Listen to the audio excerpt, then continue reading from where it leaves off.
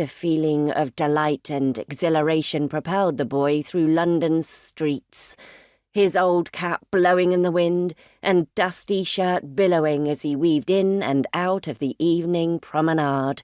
Gasping for breath, he reached Hanover Square and climbed over the railings, delimiting the back courtyard of an extremely well-to-do residence. He dropped to the floor with a practised grace and nipped sideways into an outhouse. A short time later, Miss Thea Morell, eldest daughter of Mr. Benjamin Morell and Mrs. Euphemia Morell, emerged from the same door. She carried herself with the grace and elegance of a lady, and smoothed her gown over her petticoats. She wasn't quite done up, as it was impossible from the front, but it would do for now. Nipping through the servants' door, she peered around the entrance to the scullery.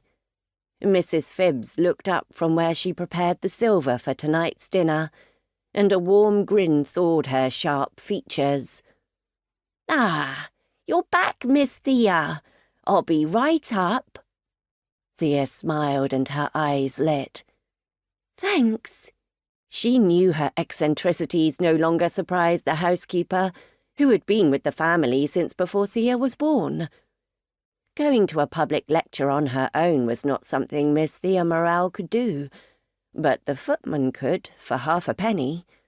Ascending the stairs, she smiled to herself as she thought of the scrapes the two of them had navigated over the years, and how the housekeeper unwaveringly supported a mistress who was anything but normal.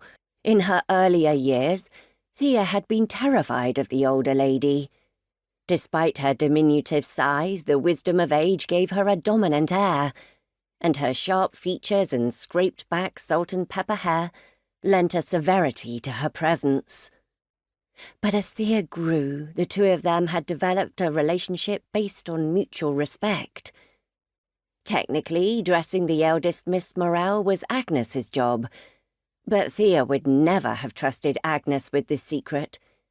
Mrs. Phibbs was always called on if a quick change before dinner was required, and anyway, today Agnes had ridden ahead to the country estate at Milford with Mr. Wade the butler, to ready the house for the family's arrival.